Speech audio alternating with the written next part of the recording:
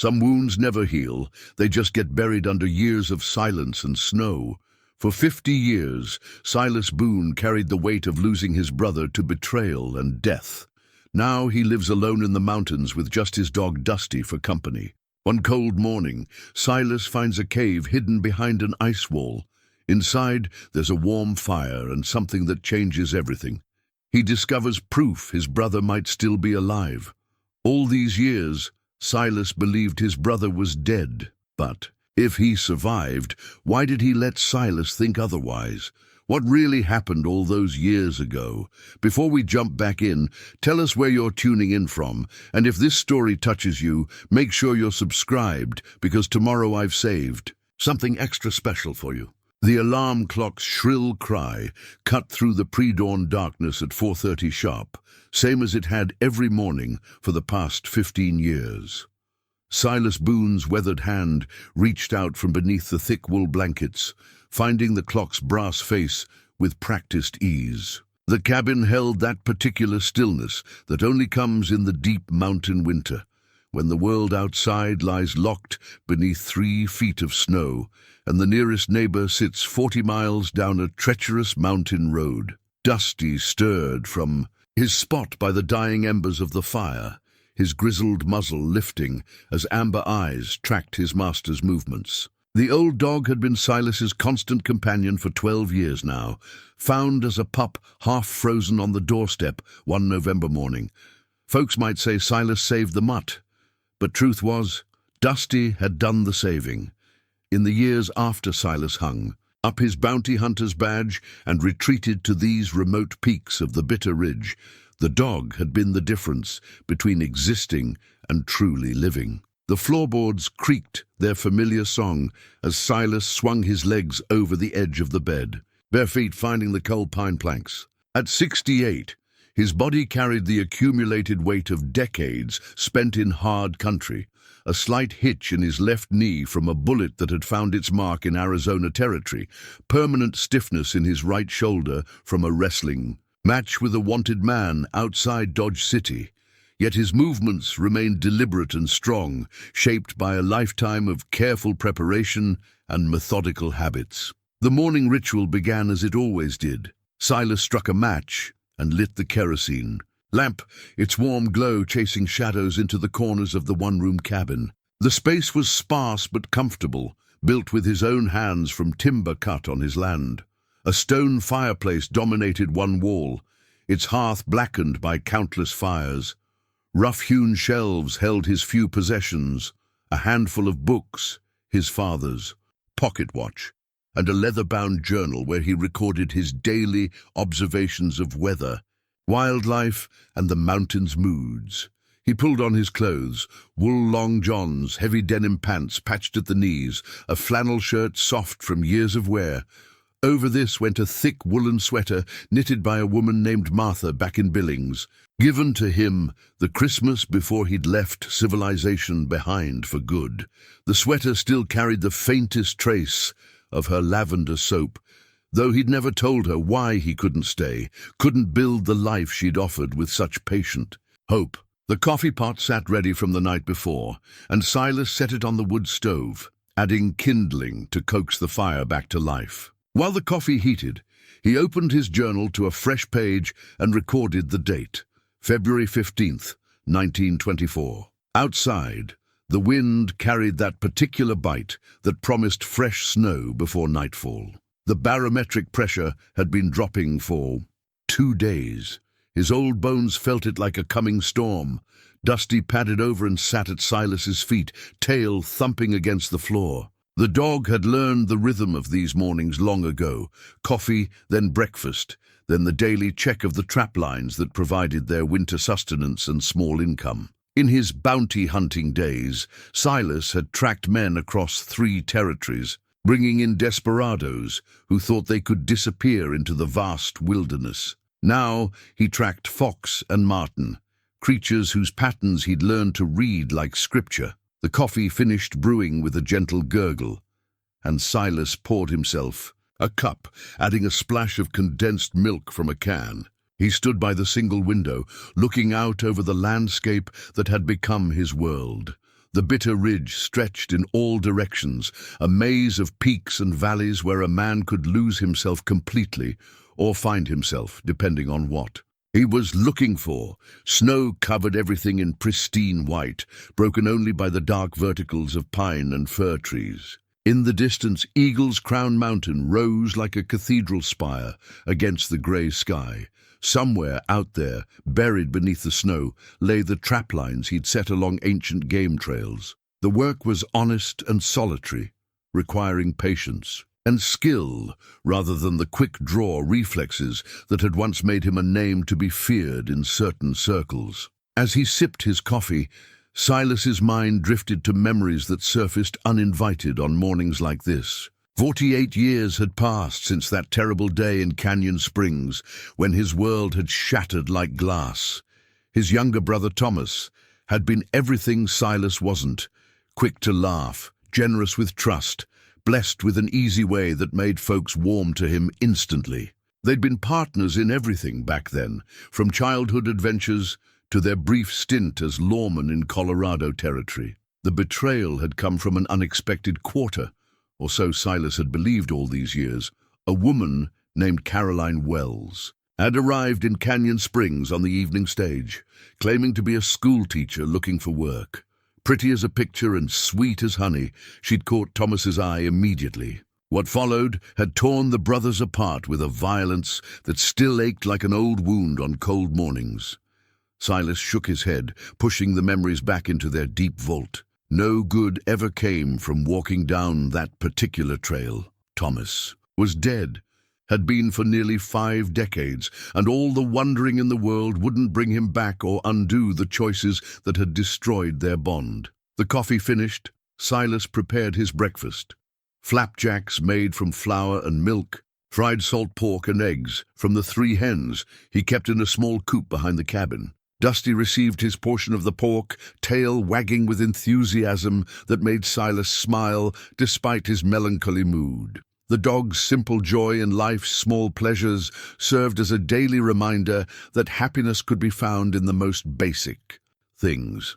After breakfast, Silas donned his winter gear: heavy wool coat, thick gloves, and the wide-brimmed hat that had traveled with him across 2 decades of manhunting.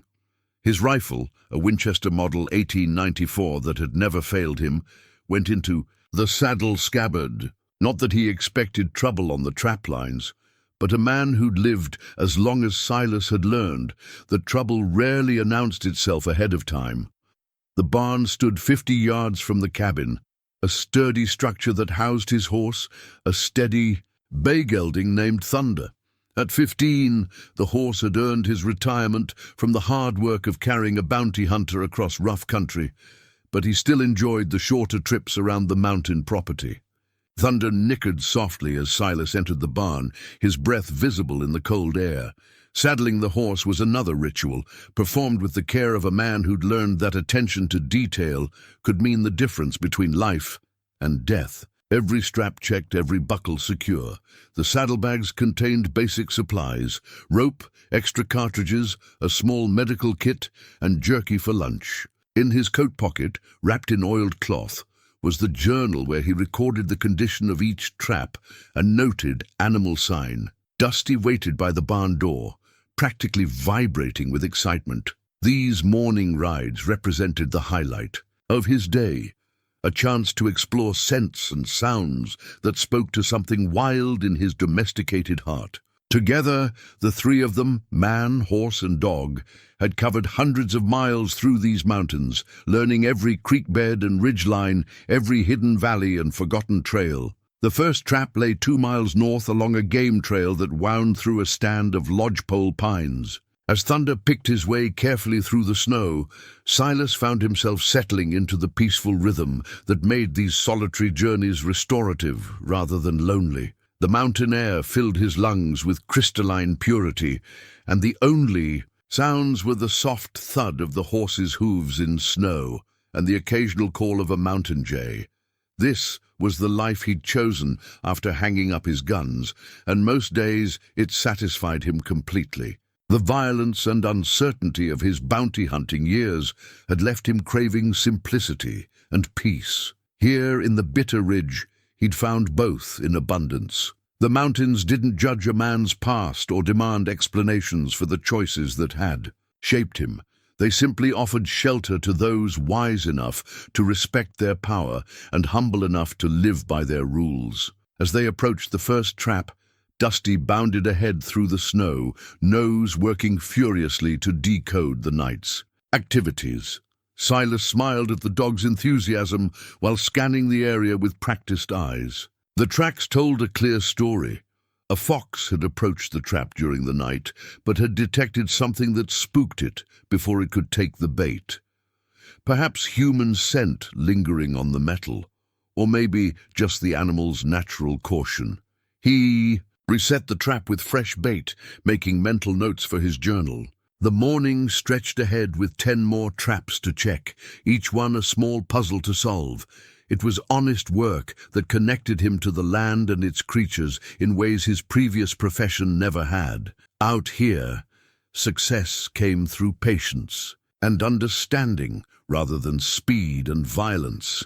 Thunder stamped his feet impatiently, eager to continue their circuit. Dusty had already moved ahead to investigate a promising scent trail that wound between the trees. And Silas, sitting comfortably in the saddle that had carried him through so many adventures, felt the familiar contentment that came with being exactly where he belonged.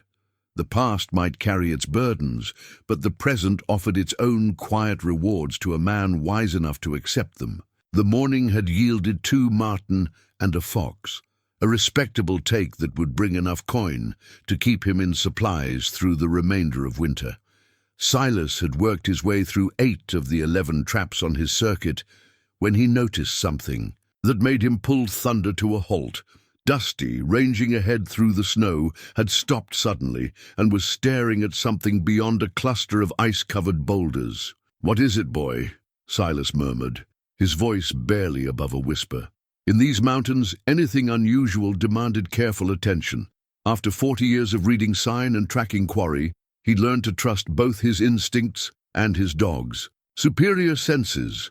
Dusty whined softly, his ears pricked forward in that particular way that meant he'd found something interesting, but wasn't sure if it posed a threat. The dog took a few tentative steps forward, then looked back at Silas, as if seeking guidance. Whatever had caught his attention lay just beyond the rocky outcropping that formed a natural wall across the narrow valley. Silas dismounted and ground-tied Thunder, pulling his rifle from the saddle scabbard, more from habit than any real sense of danger. The snow here was deeper than usual, banked against the rocks by prevailing winds that had sculpted it into smooth, flowing curves. He followed Dusty's tracks toward the boulders, noting how the dog's paw prints showed increasing excitement as he'd approached whatever had captured his interest. The sight that greeted him defied immediate explanation. Behind the natural barrier of rocks, an ice wall rose 15 feet into the air, its surface smooth and blue-white like polished marble. That alone wouldn't have been particularly unusual. Ice formations were common enough in these mountains during the harsh winters. What stopped Silas in his tracks was the shimmer he could see deep within the frozen surface, a warm golden light that seemed to pulse with gentle rhythm. "Well, I'll be damned," he breathed, stepping closer to examine the phenomenon. The ice wall wasn't solid as it appeared from a distance. Behind the frozen surface, perhaps 6 feet back, lay what appeared to be a cave entrance. And from within that cave came the unmistakable flicker of firelight. Dusty had found a narrow gap at the base of the ice wall where snow had been melted and refrozen repeatedly, creating a passage just wide enough for a man to squeeze through if he was determined enough. The dog poked his nose into the opening, tail wagging furiously as warm air carried scents that spoke of human habitation. Silas knelt beside the gap, his mind racing through possibilities. The cave lay on his property, or at least what he'd always assumed was his property. These remote mountain boundaries had never been properly surveyed, and ownership often depended more on possession than paperwork. But in 15 years of living in the Bitter Ridge, he'd never encountered another soul this far from the main trails. The warm air flowing from the cave carried more than just the smell of wood smoke. There were other scents: coffee, cooked meat, and something else he couldn't quite identify.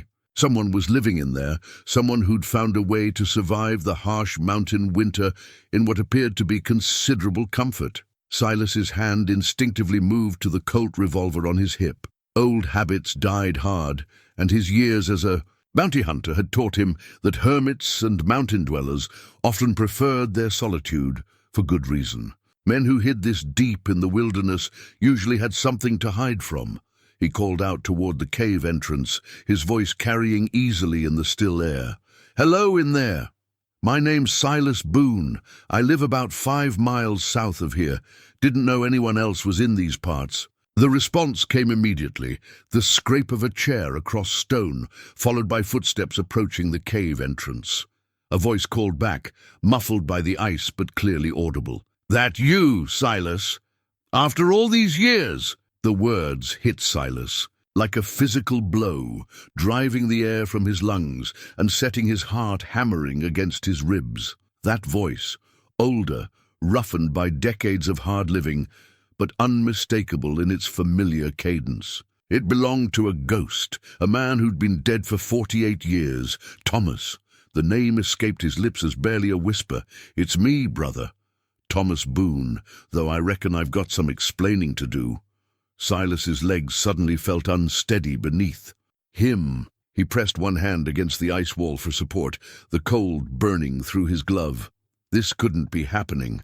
Thomas had died in Canyon Springs in 1876, shot down in the street by a man named Jack Morrison. Silas had seen the body himself, had stood over his brother's grave as they lowered the pine box into the Colorado earth. "You're dead," Silas said, his voice stronger now, but filled with a confusion that bordered on panic. "I saw them bury you. I was there.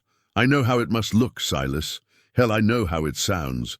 But if you can find your way through that gap, I'll tell you everything." Been waiting near 50 years for this conversation. Dusty had already wriggled through the opening and disappeared into the cave, his excited barking echoing off stone. Walls. The sound helped ground Silas in the present moment, reminding him that whatever impossible thing was happening, it was real. He could either stand here in the snow, wrestling with disbelief, or he could find out the truth.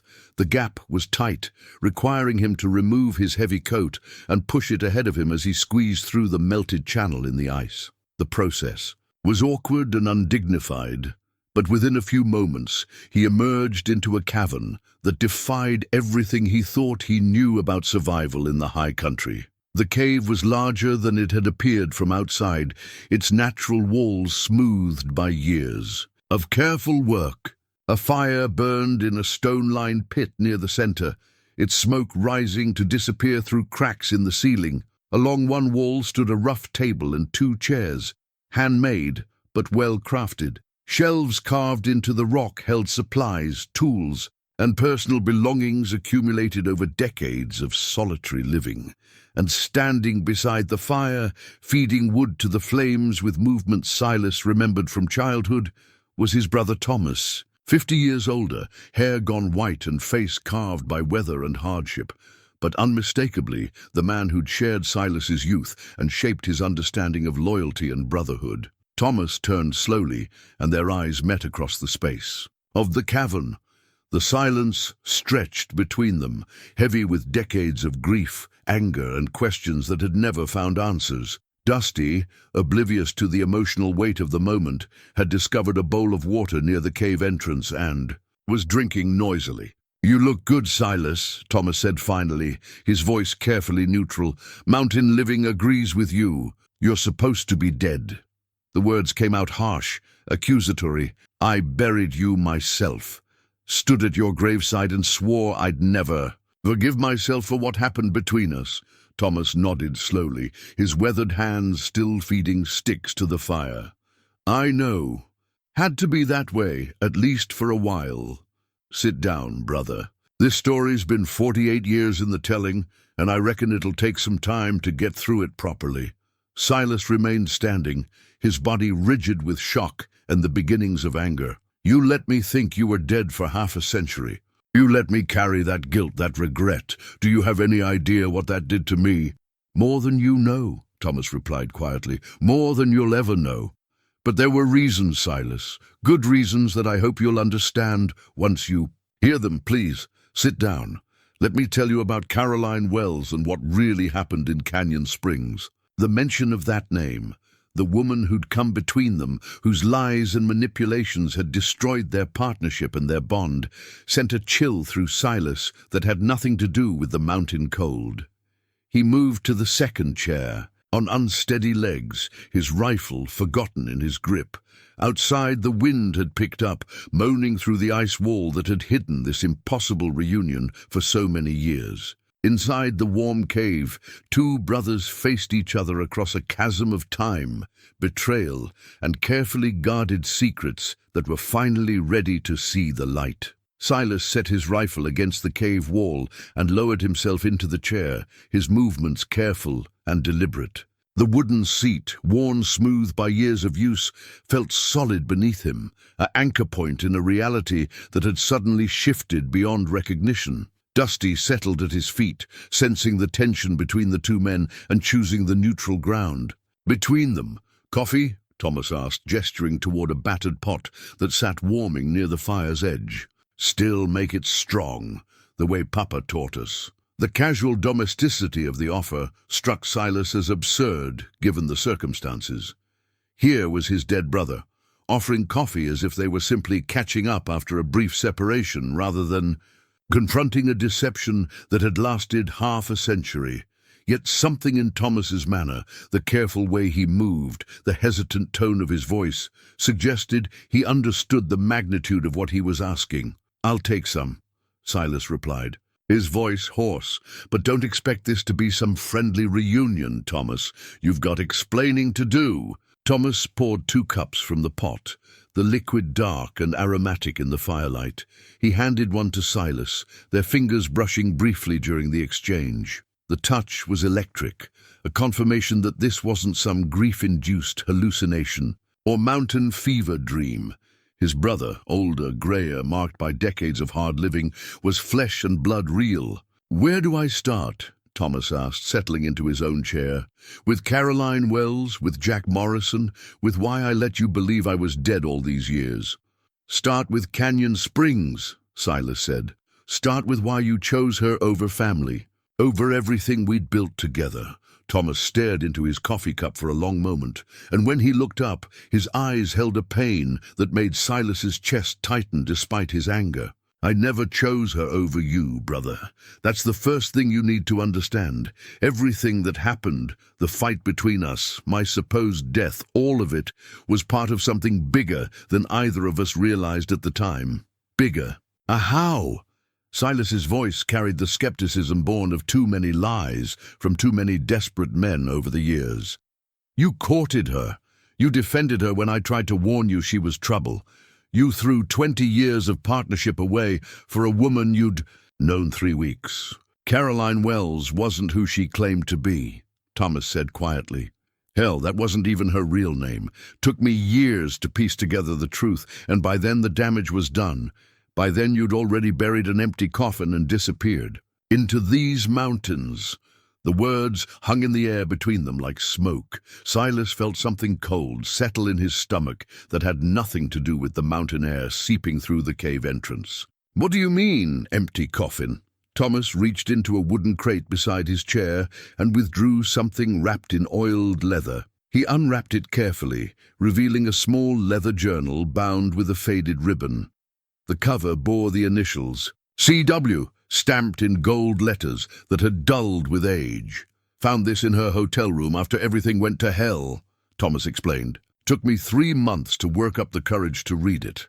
And when I did, it changed everything I thought I knew about what happened in Canyon Springs." Silas leaned forward, his anger momentarily displaced by curiosity. "What kind of journal?" "The kind that detailed a plan to destroy us both. Caroline Wells, her real name was Catherine Whitmore, was working for a man named Edmund Carlyle. You remember him?" The name hit Silas like a physical blow.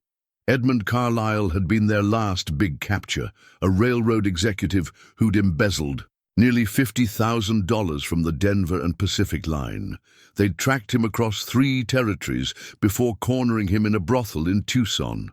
He'd sworn vengeance as they'd loaded him onto the prison wagon.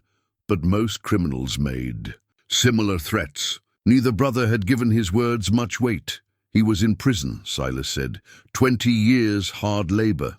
He was also rich, connected, and patient as a spider in its web. According to the journal, he spent his first 2 years behind bars planning our destruction. Catherine was his cousin, raised in the same wealthy circles back east. She came to Canyon Springs with one purpose: to drive a wedge between us and destroy our reputation as bounty hunters. Thomas opened the journal to a page marked with a pressed flower, its petals brown with age. Listen to this entry, dated 3 days before our fight.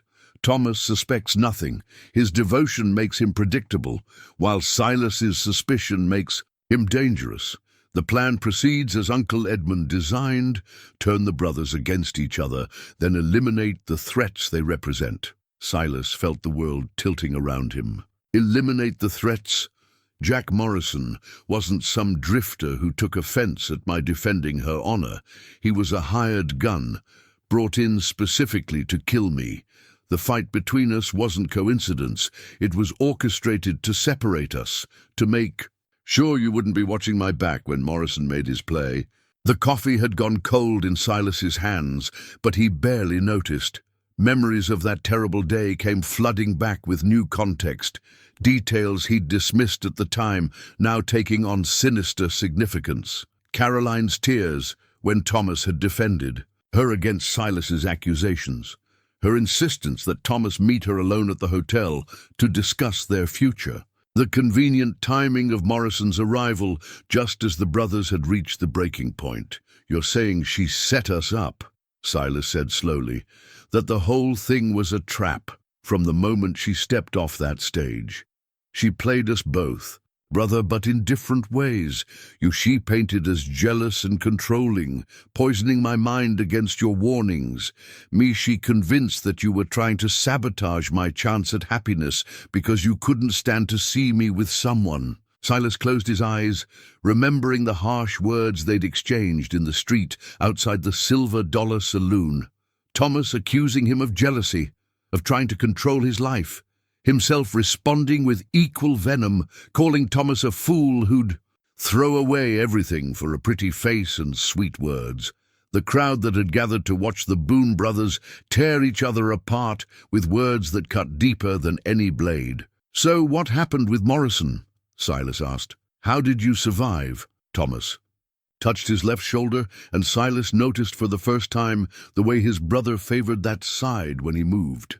I didn't walk away clean. Morrison put 2 bullets in me before I managed to put one in him.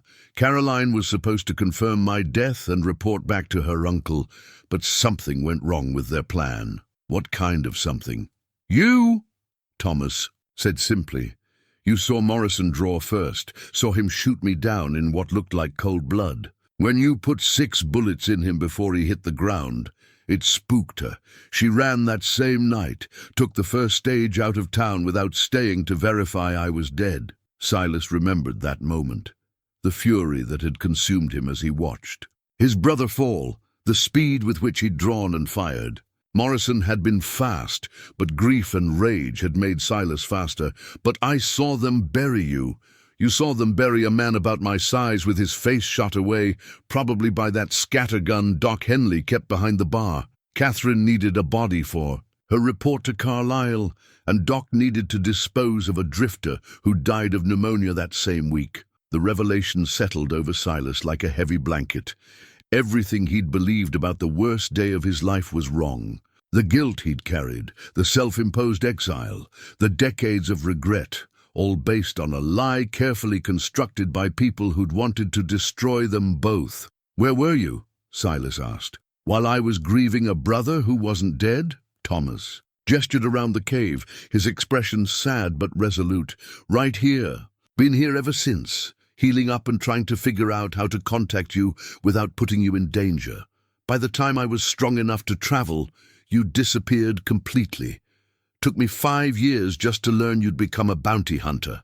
Yourself, the silence that followed Thomas's words stretched between them like a chasm 48 years wide. Silas stared into the fire, watching the flames dance and flicker, while his mind struggled to process the enormity of what he'd learned. Everything he'd believed about himself, about his brother, about the defining moment of his life, had been built on carefully orchestrated lies.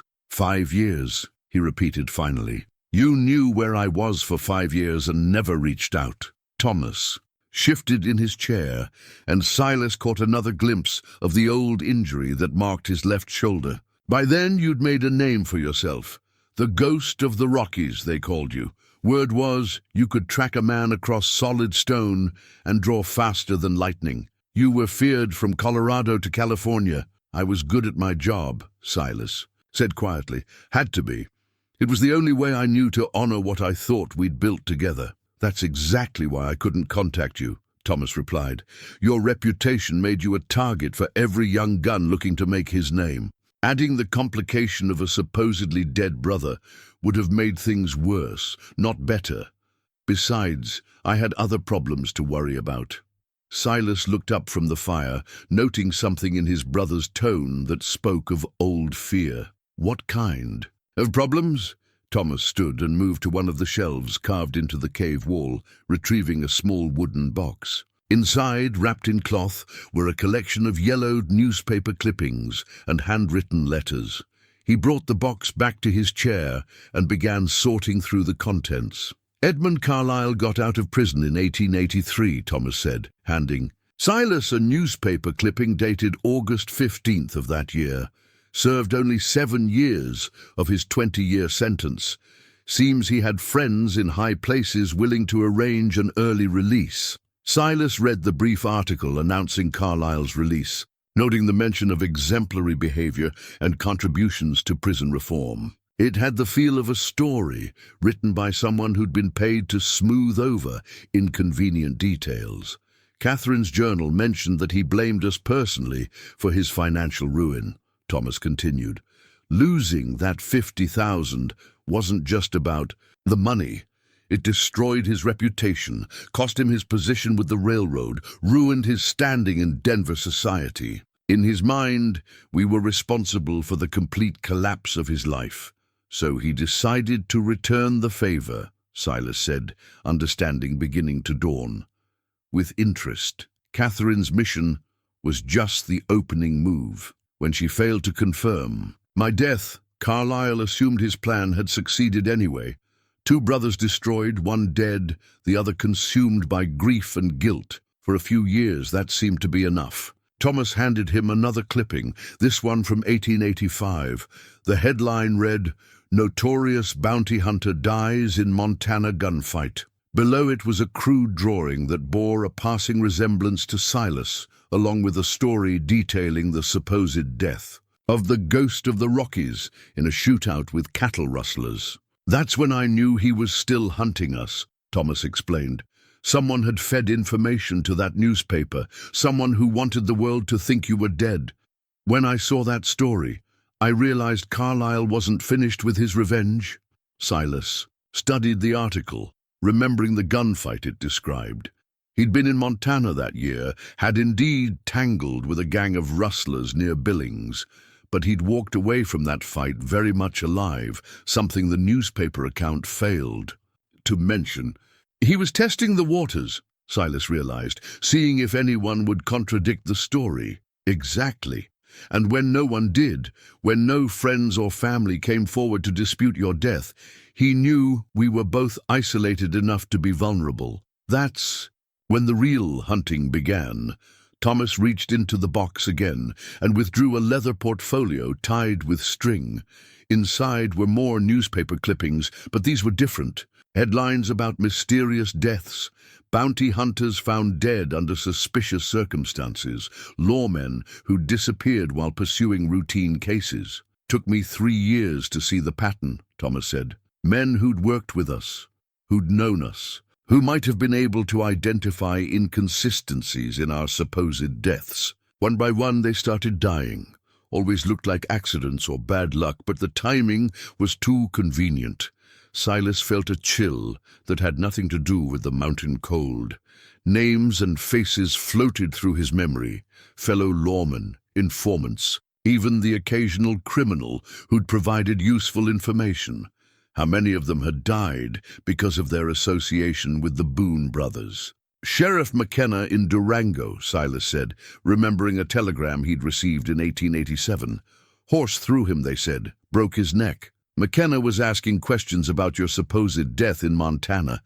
Someone didn't like his curiosity. Thomas E. showed him another clipping, this one describing the sheriff's tragic accident in detail that seemed designed to discourage further investigation. Doc Henley from Canyon Springs died in a fire that burned down his clinic," Thomas continued, "along with any records he might have kept about treating gunshot wounds or providing bodies for burial. The undertaker who handled my funeral died of food poisoning 2 weeks later. The scope of Carlyle's vengeance was becoming clear, and it was far more extensive than either brother had imagined. This wasn't just about destroying their partnership or even their lives. It was about erasing their entire existence, eliminating anyone who might contradict the official story of their deaths." "How many?" Silas asked. 17 that I could identify for certain, probably more that I missed or couldn't connect to us directly." Thomas's voice carried the weight of survivor's guilt that Silas recognized from his own dark nights of the soul.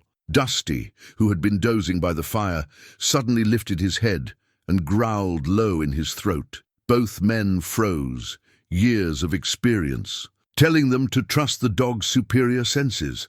Outside the cave, barely audible through the ice wall, came the sound of horses moving through snow. Thomas was on his feet instantly, moving with the fluid grace of a man much younger than his. Years.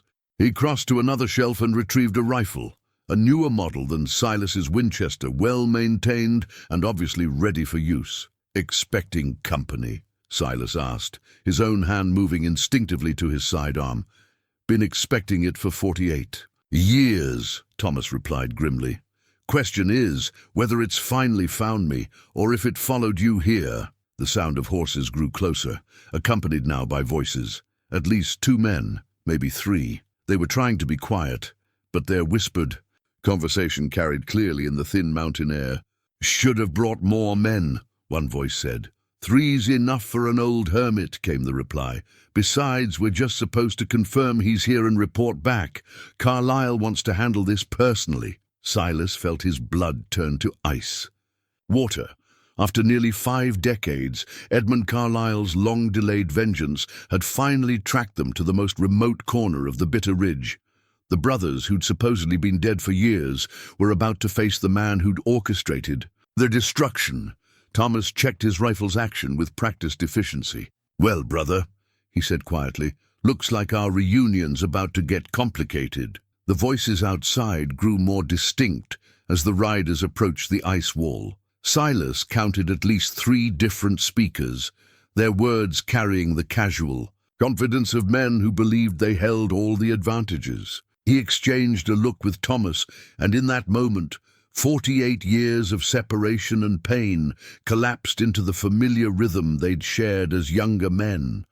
The wordless communication of brothers who'd learned to trust each other's instincts. Above all else, Thomas pointed toward the back of the cave, where shadows suggested another passage. Silas nodded and quietly gathered his rifle, while Dusty remained alert but silent, sensing the need for stealth. Years of mountain living had taught the dog when to bark and when to become invisible. "Tracks lead right to this rock formation," one of the men was saying outside. "Fresh horse prints, maybe 2 hours old." "Could be anyone," replied a second voice, older and more cautious. "Trappers work these mountains all winter." "Not anyone," said the third man, his tone carrying the authority of leadership. "Those tracks match the description we were given. Big bay horse, distinctive gait from an old injury to the left front hoof. That's Thomas Boone's mount, or I'll eat my hat." Silas felt a chill that had nothing to do with the cave's temperature. They'd been watching, studying, planning this approach for longer than today's discovery. The casual mention of thunders, slight limp, barely noticeable unless you knew what to look for, spoke of detailed surveillance over time. Thomas gestured for Silas to follow him toward the back passage, but before they could move, one of the men outside called out in a voice loud enough to carry through the ice wall. "Thomas Boone! We know you're in there! My name's Pike, and I work for an old friend of yours. Edmund Carlyle sends his regards and an invitation to discuss some unfinished business." The name Pike stirred something in Silas's memory, a reputation for efficient violence and complete loyalty to whoever paid his wages. If Carlyle had hired him, then this wasn't just reconnaissance. Pike was known for finishing jobs personally and thoroughly. "He's been looking forward to this conversation for a long time," Pike continued. "Nearly 50 years, in fact. Seems there's a debt that needs settling, and Mr. Carlyle is a patient man when it comes to collecting what's owed him." Thomas moved carefully to a position where he could see through a crack in the ice wall without exposing himself. He held up 3 fingers to Silas, confirming the number of men, then made a circling motion with his hand. They were spreading out, taking positions that would cover all possible escape routes. "Now you can make this easy or hard," Pike called out. "Easy means you come out peaceful-like, and we have ourselves a civilized conversation about old times. In Canyon Springs, hard means we come in after you, and civilized goes right out the window." Silas moved to Thomas's side, peering through another gap in the ice. He could see Pike now, a lean man in his 40s, with the weathered look of someone who'd spent his life in hard country. His companions were younger, but carried themselves with the confidence of experienced gunmen. All 3 wore heavy coats against the mountain cold, but their hands remained free and ready. "What do you think?" Thomas whispered, his voice barely audible. "I think Pike's never been known for keeping his word about civilized conversations," Silas replied. "And I think Carlyle didn't send him up here to chat about old times." Thomas nodded grimly. "Back passage leads to another entrance about a quarter-mile north. Steep climb, but it comes out behind a stand of pines that would give us cover. Can we reach it without them hearing?" "If we're careful. Cave goes back about 200 feet before it starts climbing. Sound doesn't carry well through the rock. Outside?" Pike's patience was wearing thin. "I'm going to count to 10, Boone. Then we're coming in, and your brother Silas, oh yes, we know he's in there too, won't enjoy what happens next." The casual mention of his presence confirmed Silas's worst fears. This wasn't a chance encounter or even routine surveillance. Carlyle knew exactly who was in the cave and had planned accordingly. The old railroad man's network of information and influence stretched farther than either brother had imagined. "One?" Pike called out, his voice echoing off the surrounding rocks.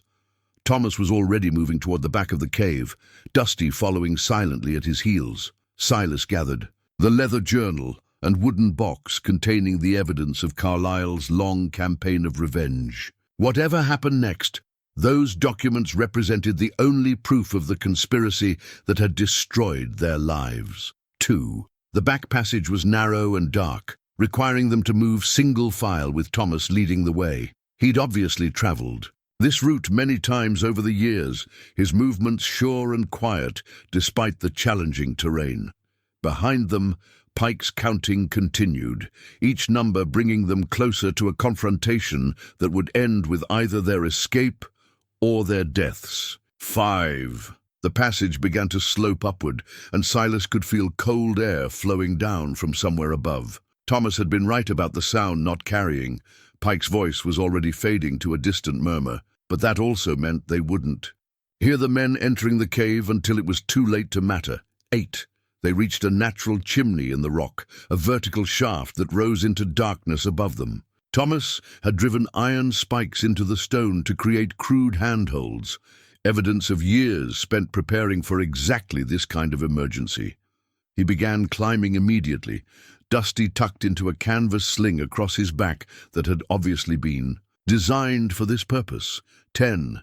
Even through hundreds of feet of stone, they could hear the sharp crack of rifle fire as Pike and his men blasted through the ice wall. Shouts echoed from below as they discovered the empty cave, followed by the sounds of a thorough search. It wouldn't take them long to find the back passage, but by then the brothers would have precious minutes of head start.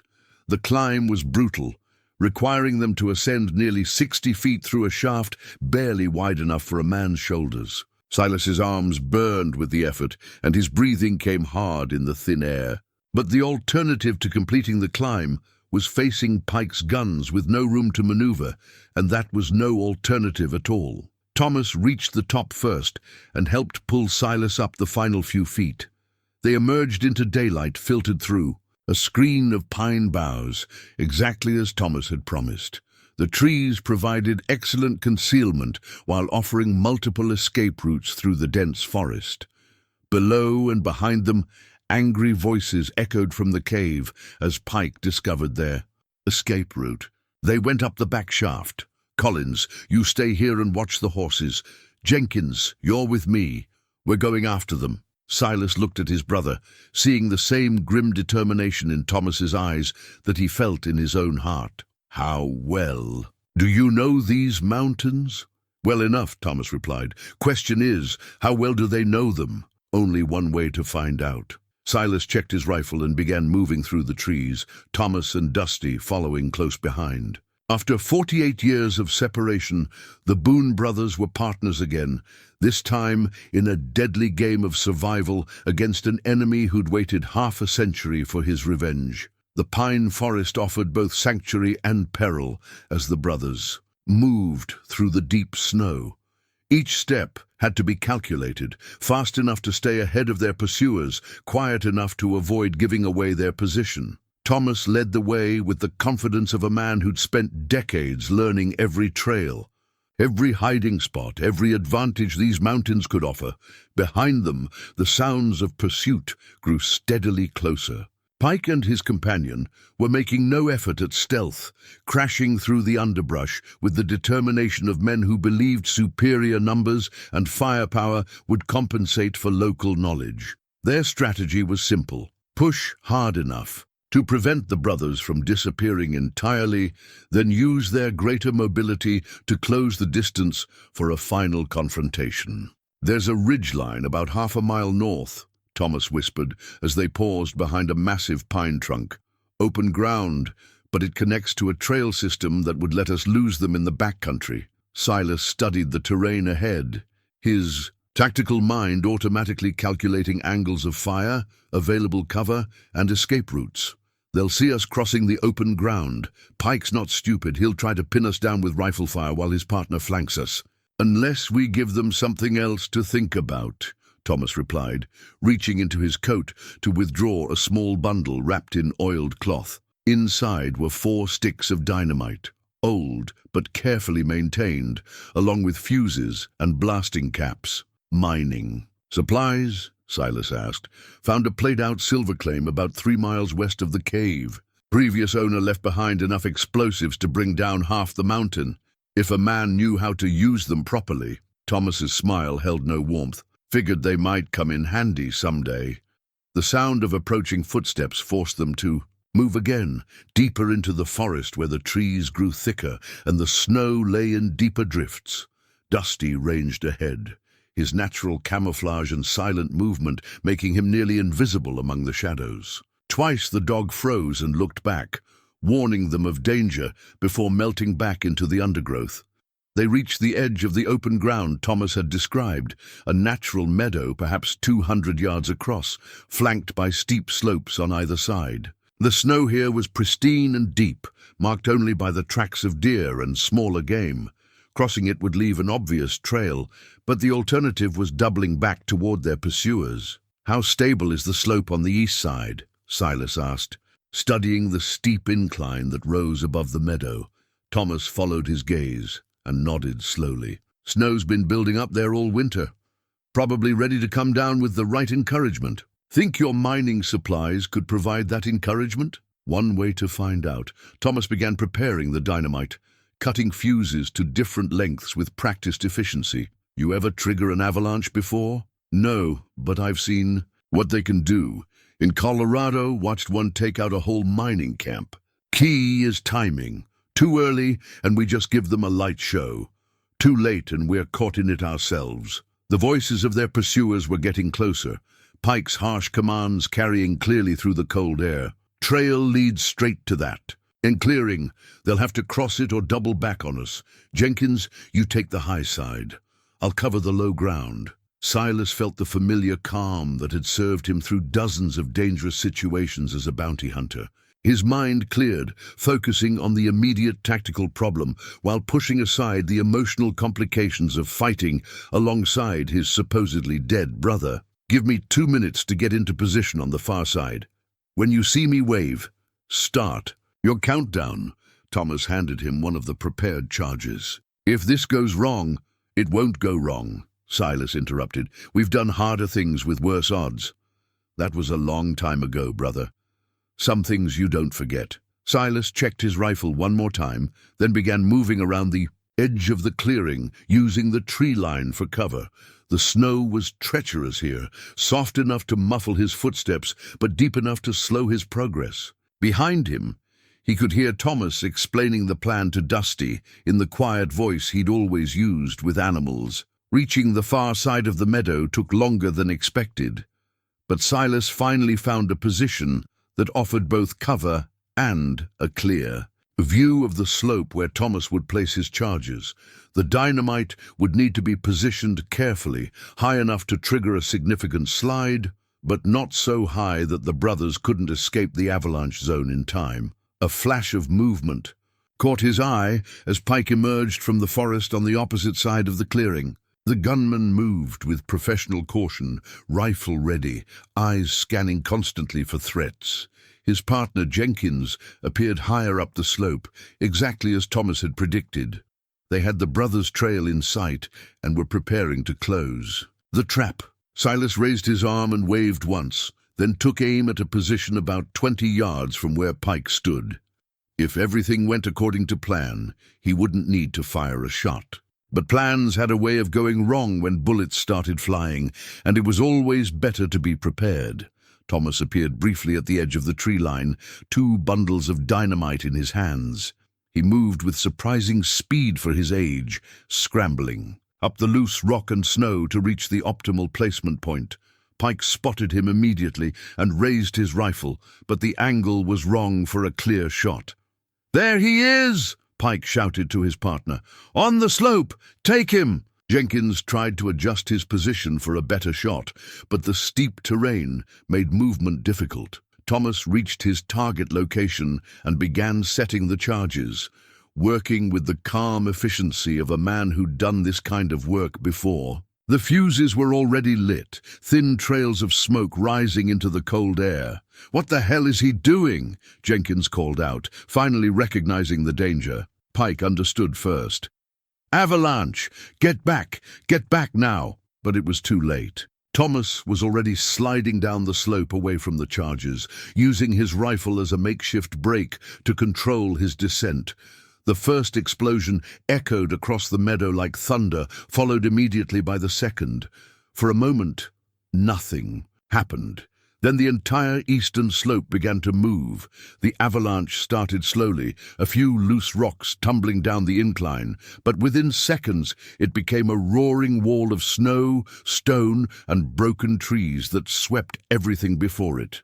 Jenkins screamed once before disappearing beneath the cascade, while Pike ran desperately for higher ground that seemed to remain just beyond his reach. Silas pressed himself against a large boulder as the avalanche swept across the meadow, filling the air with flying debris and a noise like the end of the world. Snow and rock crashed through the trees around him, but his position on the far slope kept him clear of the main slide. When the thunder finally stopped, an eerie silence settled over the transformed landscape. Where the meadow had been, a field of broken rock and compacted snow now stretched for hundreds of yards.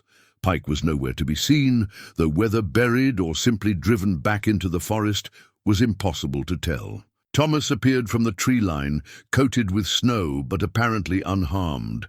Dusty bounded through the debris field toward Silas, tail wagging as if this had all been an elaborate game. For the moment at least, they were safe, the silence following. The avalanche felt unnatural, as if the mountain itself was holding its breath. Silas picked his way carefully across the debris field toward where Thomas waited. Dusty, having already reached his brother, and received the customary scratch behind the ears that confirmed everyone had survived the ordeal. "Pike?" Silas asked. As he approached, Thomas shook his head, pointing toward a section of the slide where fabric and leather protruded from beneath tons of snow and rock. "Found what's left of Jenkins over there. Pike either got buried deeper or made it back to the trees before the slide hit." They stood together surveying the destruction, both men understanding that while they'd won this particular battle, the war was far from over. Carlyle wouldn't have sent only 3 men to handle a job he'd been planning for nearly 5 decades. Pike and his companions had been scouts sent to confirm the brothers' location and assess their defenses.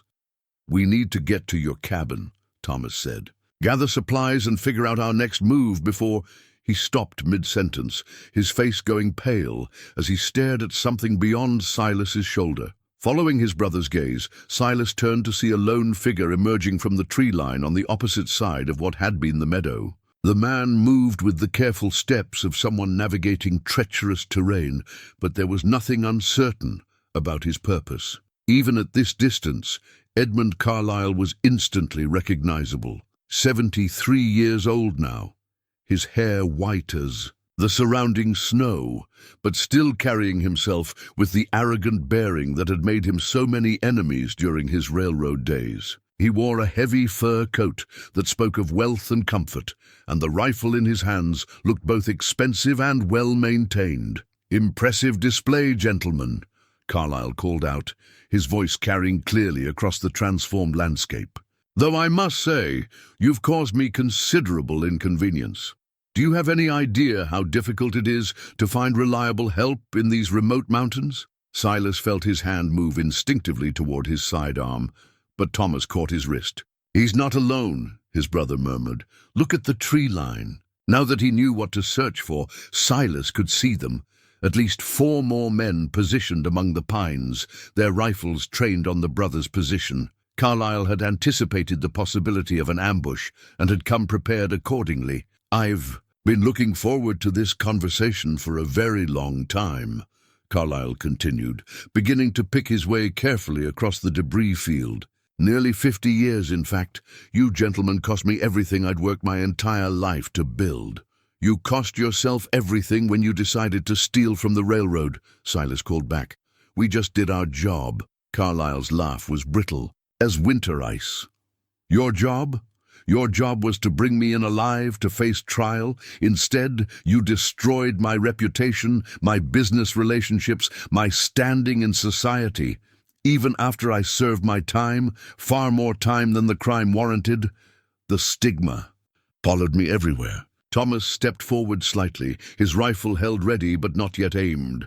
"So you decided to destroy us in return, turn us against each other, fake my death, eliminate anyone who might contradict your story." Ah, Thomas, still alive after all. These years, Catherine will be so disappointed. She was quite proud of her performance in Canyon Springs. Though I suppose she can take comfort in knowing that her work accomplished its primary objective. "Which was what exactly?"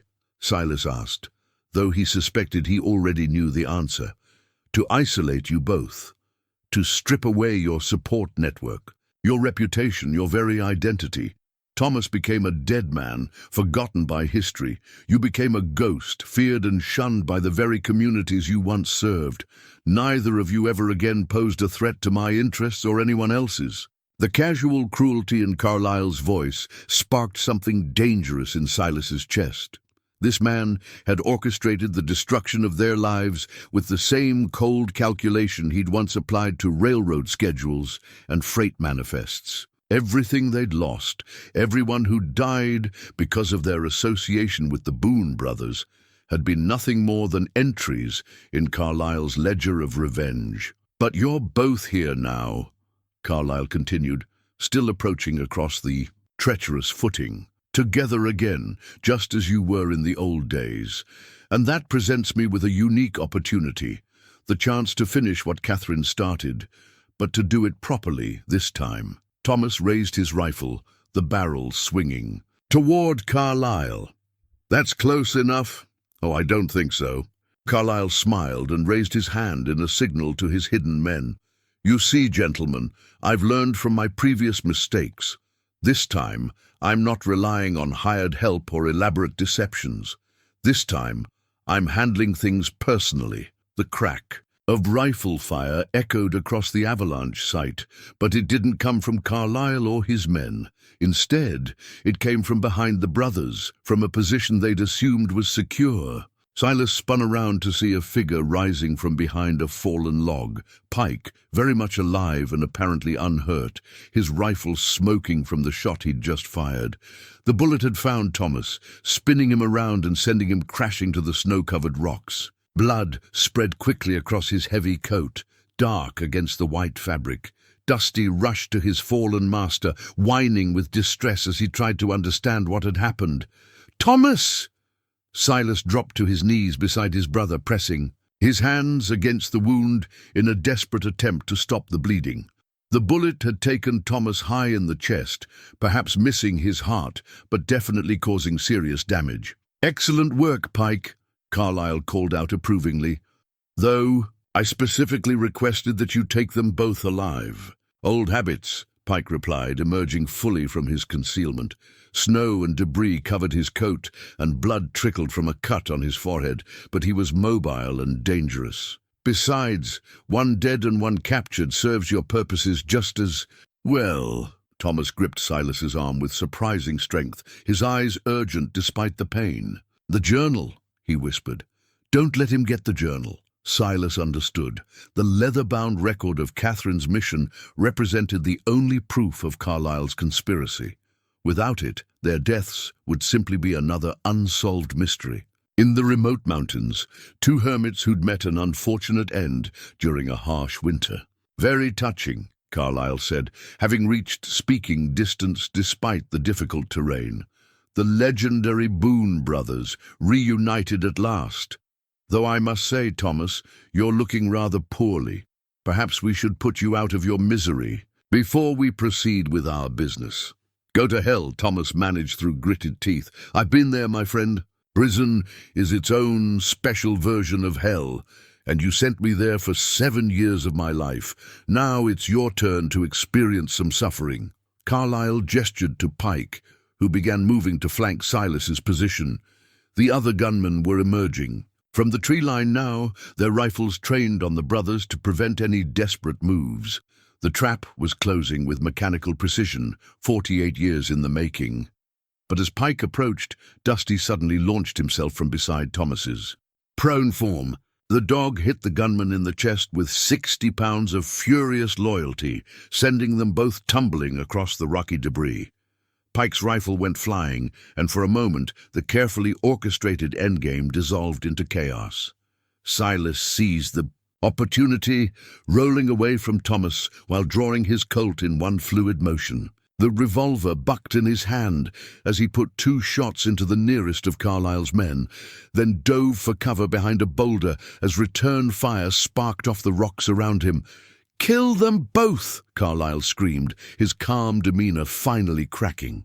"I don't care about questioning them anymore. Just finish this!" The battle that followed would be brief but decisive, fought among the debris of an avalanche that had been meant to solve their problems, but had instead created new ones. And somewhere in the chaos of gunfire and shouted commands, the truth about Canyon Springs would either be preserved or die with the brothers who'd carried it for so many years. The gunfight erupted with the sudden violence of a thunderstorm, muzzle flashes lighting up the grey afternoon as bullets sparked off rocks and splintered the few remaining trees. Silas pressed himself against the boulder that provided his only cover, acutely aware that his position was far from ideal. He had perhaps 20 rounds for his rifle and 6 in his Colt, not nearly enough to fight his way out against 5 armed men with superior positioning. Pike had managed to throw off Dusty's attack, but not without cost. The dog's assault had left the gunman with deep gashes on his gun arm, and his rifle lay somewhere among the scattered debris. He was reduced to his sidearm, which evened the odds slightly, but not enough to matter in the long run. Thomas remained where he'd fallen, one hand pressed against his chest wound, while the other fumbled for his own rifle. Blood continued to seep between his fingers, but his eyes remained alert and focused. In a voice barely audible above the gunfire, he called out to his brother, "Silas, the charges!" At first, the words made no sense. Then Silas remembered. Thomas had prepared 4 sticks of dynamite, but had only used 2 to trigger the avalanche. The remaining explosives were still in his brother's coat pocket, and that gave them options that Carlyle's men couldn't anticipate. "Can you reach them?" Silas called back, snapping off a shot at one of Carlyle's men who'd tried to advance across the debris field. Thomas managed a weak nod, his uninjured hand moving carefully toward his coat. The motion drew fire from 2 different directions, bullets whining off the rocks around him, but he continued his slow, determined effort to reach the remaining dynamite. Carlyle himself had taken cover behind a massive pine tree on the edge of the avalanche zone, well back from the immediate fighting but close enough to direct his men's movements. His voice carried clearly as he shouted orders with the authority of a man accustomed to command. "Fletcher, work your way around to the left. Morrison, keep them pinned down from the high ground. Pike, stop bleeding on my mountain and finish what you started." The casual reference to my mountain struck Silas as revealing. Carlyle wasn't just here for revenge. He'd somehow acquired legal claim to this territory, which explained how he'd been able to position his men so effectively. The old railroad man had been planning this confrontation down to the smallest detail. Pike was indeed trying to finish what he'd started, working his way closer to Thomas's position while using the scattered boulders for cover. His wounded arm made his movements awkward, but he was still dangerous, still determined to complete his mission. Dusty had retreated to Thomas's side, growling at any movement that brought enemies closer to his fallen master. The man Carlyle had called Fletcher was attempting the flanking maneuver, moving with professional competence across the treacherous terrain. Silas recognized the type, an experienced gunman who understood that rushing into a fight was the fastest way to get killed. Fletcher would take his time, find the perfect position, then end the battle with a single well-placed shot. Silas's tactical mind raced through their dwindling options. The boulder that sheltered him offered protection from 3 directions, but Fletcher's flanking movement would soon expose his position from the left. Thomas was wounded and immobile. Pike was closing in despite his injuries, and Morrison commanded the high ground with what appeared to be a scoped rifle. The situation was desperate, but desperation had a way of clarifying a man's thinking. Silas had survived 20 years as a bounty hunter by making hard choices under impossible circumstances. This was just another impossible circumstance, albeit one that carried more personal stakes than any he'd faced before. "Thomas," he called, out during a brief lull in the firing. "How long on those fuses?" 30 seconds, Thomas replied, having finally managed to extract the remaining dynamite from his coat. "But I can't throw them far enough from here. Need to get closer to their positions," which meant one of them would have to leave cover, cross open ground under fire, and somehow survive long enough to place the charges where they'd do the most good. Given Thomas's condition, that responsibility fell to Silas, a fact that both brothers understood without discussion. Silas checked his ammunition supply again, confirming what he already knew. He had perhaps a dozen rounds left between rifle and revolver, barely enough to provide covering fire for his own advance, much less to win a sustained firefight. But the dynamite changed everything if he could get close enough to use it effectively. The irony wasn't lost on him that he was about to attempt something that would have been unthinkable just hours earlier. placing his life in his brother's hands after 48 years of believing Thomas was dead. But trust, once established between brothers, apparently survived even decades of separation and pain. "Light the fuses," Silas said, his voice carrying the calm certainty of a man who'd made his peace with long odds. "Give me 30 seconds, then send them toward Carlyle's position." Thomas struck a match with hands that trembled only slightly despite his injuries. "Silas, this is suicide. Even if you reach them, you'll never make it back to cover." "Maybe not, but staying here is certain death for both of us." Silas chambered a round in his rifle and prepared for what might be his final charge. "Besides, I owe you 48 years of conversations we never had. Seems like a fair trade." The fuses caught and began their steady burn toward the blasting caps. Thomas held the dynamite carefully, timing his throw to coordinate with his brother's desperate gambit. In the distance, Fletcher had almost completed his flanking movement, while Pike continued his methodical advance from the opposite direction. Silas took a deep breath, centering himself in the moment the way he'd learned to do before every dangerous. A rest.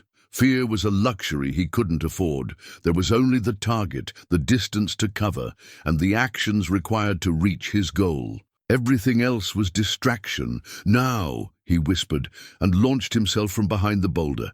The reaction was immediate and violent. Every gun on the mountainside opened fire at once, filling the air with lead and the sharp crack of rifle. Reports. Silas ran in a weaving pattern that made him a difficult target while still allowing him to return fire, his rifle bucking in his hands as he snapped off shots at anything that moved. Fletcher appeared from behind a fallen tree, rifle rising to his shoulder for what should have been an easy shot at the charging man. But Silas had anticipated the movement, and his bullet took Fletcher in the chest before the gunman could complete his aim. The man pitched backward into the snow, his rifle clattering away across the rocks. Morrison, shooting from the high ground, had better luck. His bullet burned across Silas's left shoulder, spinning him around and nearly sending him tumbling across the debris field. But momentum and desperation kept him on his feet, kept him moving toward Carlyle's position, where the old man waited with cold satisfaction. Pike had broken cover as well, limping rapidly across the open ground in an attempt to intercept Silas before he could reach his target. The wounded gunman's pistol barked repeatedly, shots going wide in his haste, but coming close enough to remind Silas that death was only inches away. Behind him, Thomas lobbed the first stick of dynamite in a high arc that would bring it down, near Morrison's elevated position. The fuse was burning fast now, perhaps 10 seconds remaining before the explosion would reshape the battlefield once again. Silas reached the edge of the debris field and dove for cover behind the same fallen log that had concealed Pike earlier. Bullets tore through the air where he'd been standing, but for the moment he was safe. More importantly, he was within 20 yards of Carlyle's position, close enough to end this decades-old conflict once and for all. Carlyle himself seemed to recognize the shift in momentum. The old man's voice had lost its commanding tone, becoming sharp with something that might have been fear. "Morrison! Where the hell is Morrison? Pike, stop that man before—" The first explosion cut off his words. A sharp crack followed by screams from the high ground where Morrison had been positioned. Thomas's aim had been true despite his injuries, and the avalanche had claimed another of Carlyle's men. Silas used the distraction to advance on Carlyle's position, his rifle empty now, but his Colt still loaded with 5 rounds. The old railroad man saw him coming and tried to bring his own weapon to bear, but age and panic made his movements clumsy. The rifle wavered in his hands as he struggled to draw a bead on his approaching nemesis. 48 years, Silas said, his voice carrying across the 20 feet that separated them. 48 years you've been hunting us. Time to finish what you started. Carlyle's face was pale with rage and fear, but his voice remained defiant. You destroyed my life, everything I worked for, everything I built. You destroyed your own life when you started stealing. We just brought you to account for it. The old man's rifle finally steadied, its barrel swinging toward Silas with deadly intent. But before he could fire, the second stick of dynamite exploded somewhere behind them, and Pike's scream of agony suggested that Thomas's second throw had also found its mark. In that moment of distraction, Silas made his final move, closing the distance between himself and the man who'd orchestrated their decades of suffering. The confrontation that had begun in Canyon Springs 48 years earlier was finally reaching its inevitable conclusion. The final 20 feet between Silas and Edmund Carlyle stretched like an eternity, each step bringing him closer to the confrontation that had been 48 years in the making. The old railroad man's rifle wavered in his hands, fear and age conspiring to rob him of the steady aim that might have ended everything in his favor. "You should have stayed dead," Carlyle snarled, his finger tightening on the trigger. "Both of you should have stayed dead and buried in Canyon Springs, where you belonged." Silas's Colt was in his hand, though he didn't remember drawing it. The familiar weight of the weapon grounded him in the moment, its balance as natural as breathing after decades of relying on its deadly accuracy. Time seemed to slow, as it always did in these crucial seconds, the world narrowing to the simple equation of distance, angles, and reflexes that would determine who walked away alive. "We're not the ones who belong in the ground," Silas replied, his voice carrying the calm certainty of a man who'd faced death too many times to fear it now. "That honor belongs to the man who spent 50 years destroying innocent lives for his own twisted revenge." Carlyle's rifle bucked as he fired, but panic and desperation ruined his aim. The bullet went wide, chipping bark from a pine tree 20 feet to Silas's left. Before the old man could work the bolt and chamber another round, Silas's Colt spoke once, with its familiar thunder. The .45 caliber bullet took Edmund Carlyle in the center of his chest, punching through his expensive fur coat and the equally expensive hatred that had sustained him through decades of careful planning. The impact lifted him off his feet and sent him sprawling backward into the snow, his rifle flying from nerveless fingers to land among the scattered debris of the avalanche. For a moment, the mountain fell silent, except for the wind sighing through the pines and the distant sound of Thomas calling his brother's name.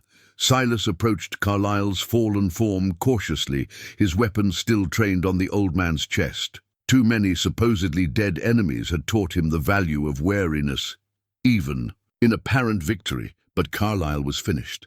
Blood frothed on his lips as he struggled to speak, his pale eyes fixed on Silas with a mixture of hatred and something that might have been respect. You always were. Faster than I gave you credit for," he wheezed. "Fast enough," Silas replied, holstering his revolver. "Should have left us alone, Edmund. Should have served your time and built a new life instead of trying to destroy ours." "New life?" Carlyle's laugh was bitter as winter wind. You think it was ever about the money? About prison?" He coughed, and more blood stained the snow beneath his head. "It was about the humiliation, the shame, being brought down by two ignorant mountain boys who thought they were heroes." Silas felt a deep weariness settle over him as he looked down at the dying man. All those years of suffering, all those innocent people killed, all because one man's pride couldn't accept the consequences of his own choices. "We were never heroes, Edmund. We were just men trying to do our jobs." "Job." Carlyle's voice was fading now, his breathing becoming labored. "My job was building civilization in this wilderness. Your job was destroying everything I built." "Your job was stealing from the people who trusted you," Silas corrected. "My job was bringing you to justice. The fact that you couldn't accept that justice says more about you than it does about us."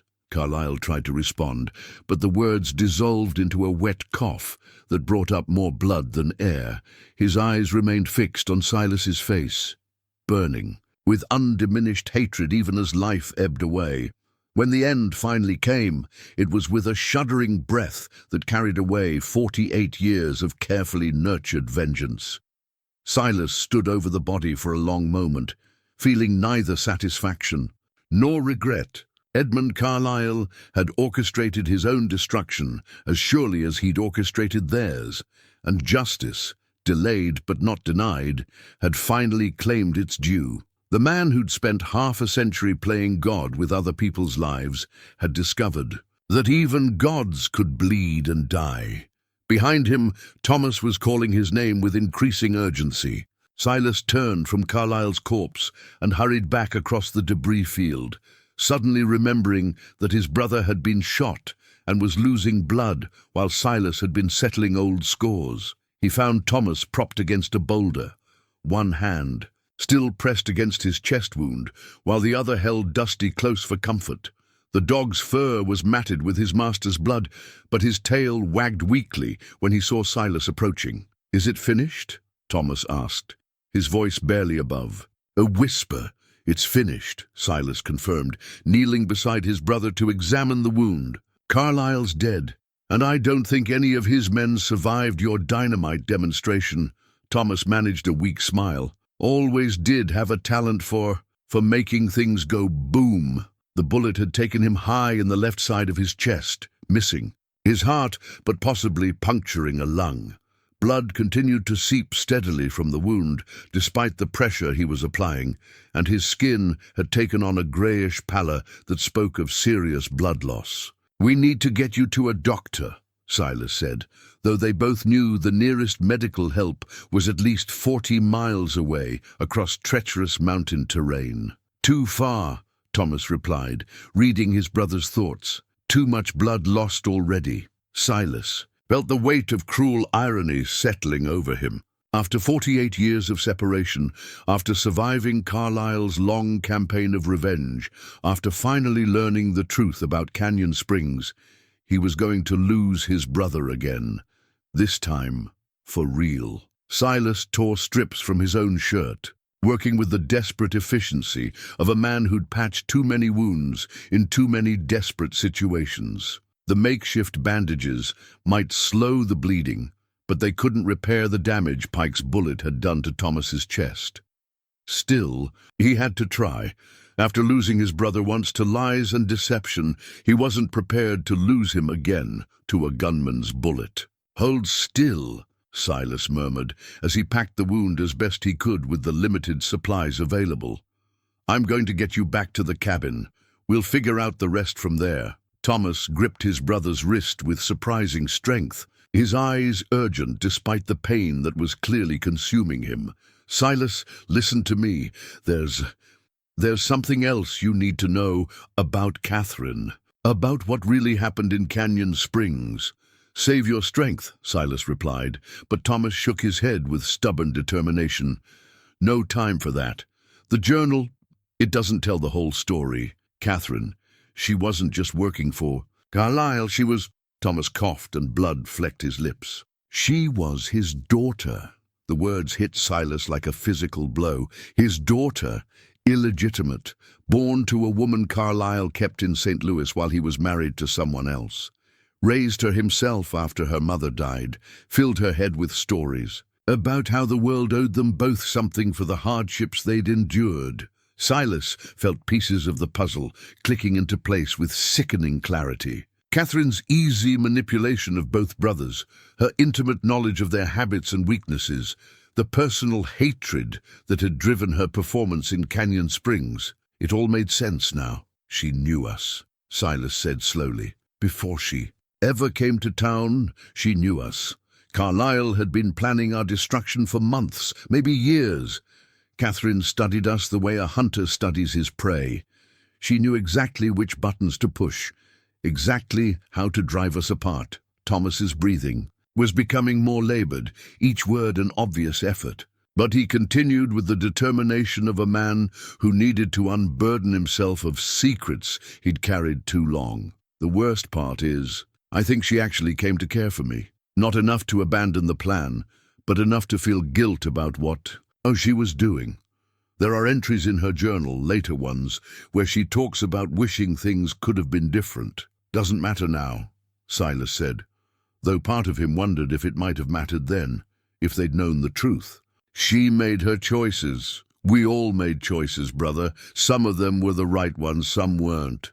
But the one thing I never doubted, even when we were at each other's throats in Canyon Springs, was that you were trying to protect me. I was too proud and too stubborn to see it then, but I see it now. Dusty whined softly and nuzzled closer to Thomas, as if sensing that something precious was slipping away.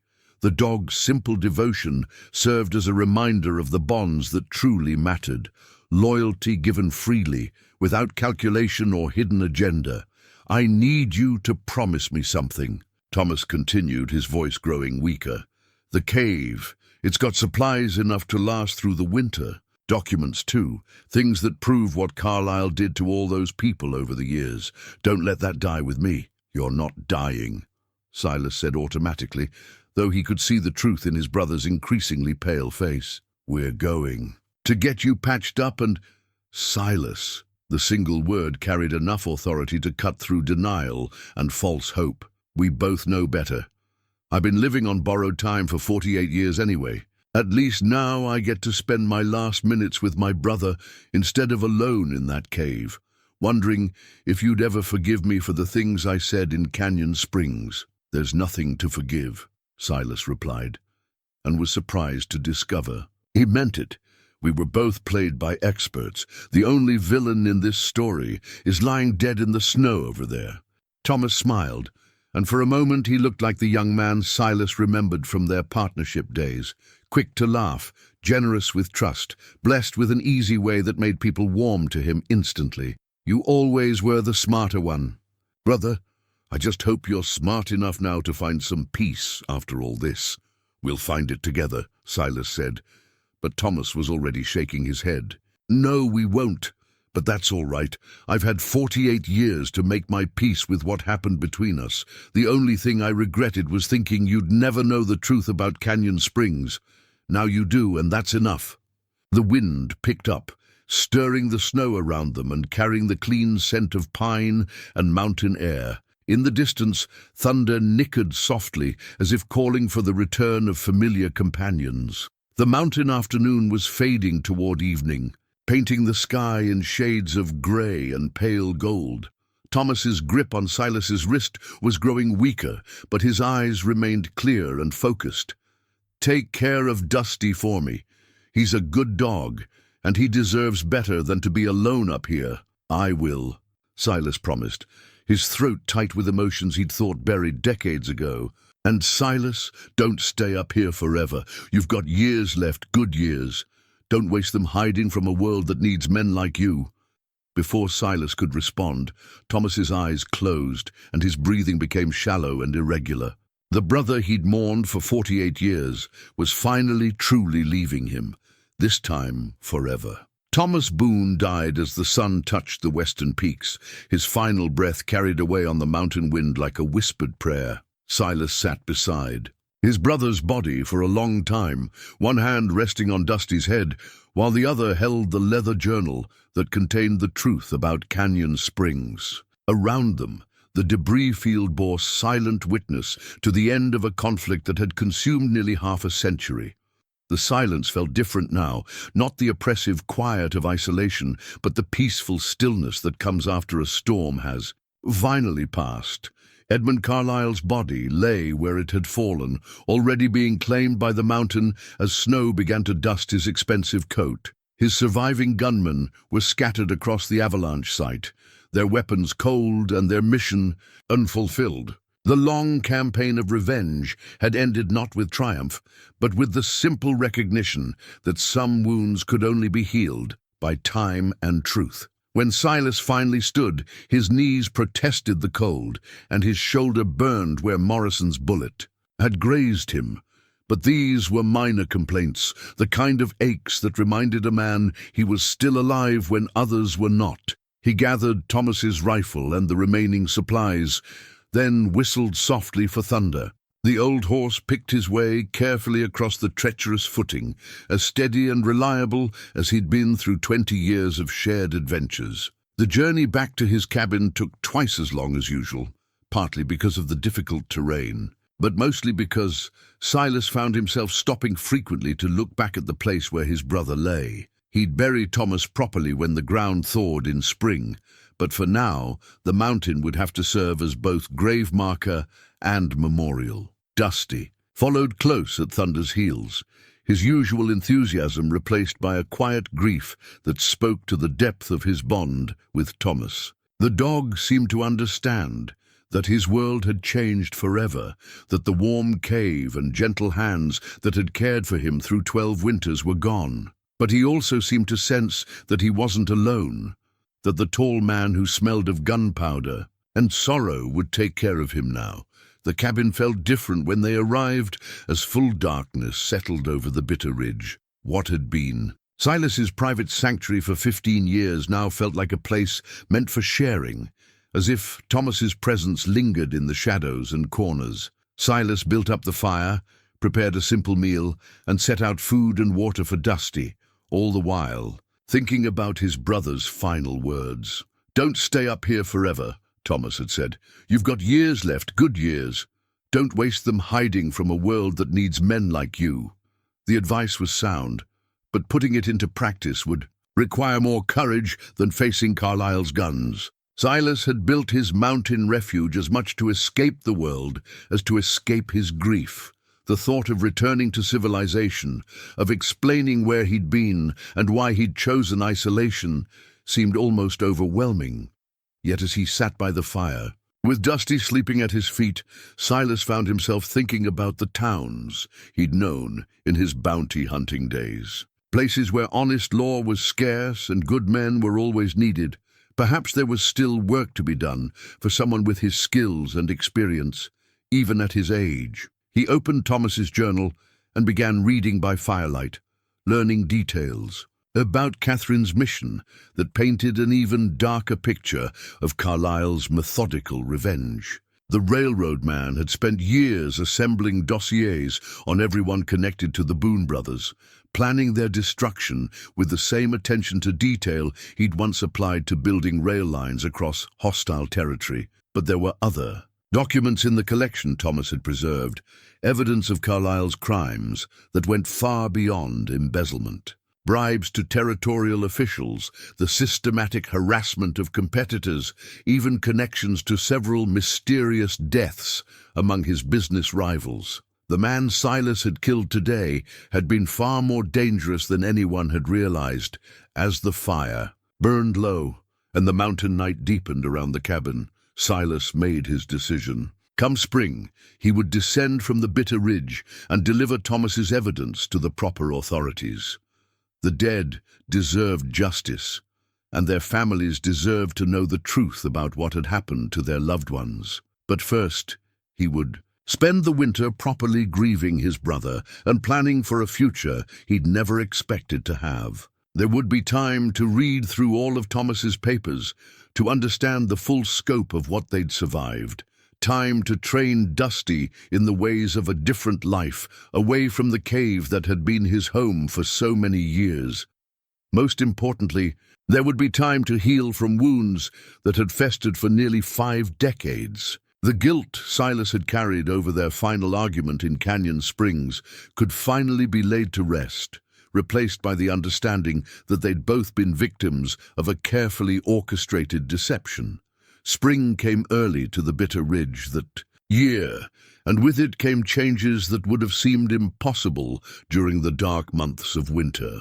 Silas sold his trapping equipment and most of his mountain gear, keeping only what he'd need for the journey down to the settled lands. He buried Thomas on a high meadow that overlooked the valley where they'd spent their final hours together, marking the grave with a simple stone cross that bore both their names, Thomas Boone, 1848-1924, and beneath it, Silas Boone, 1846, the second date left deliberately incomplete.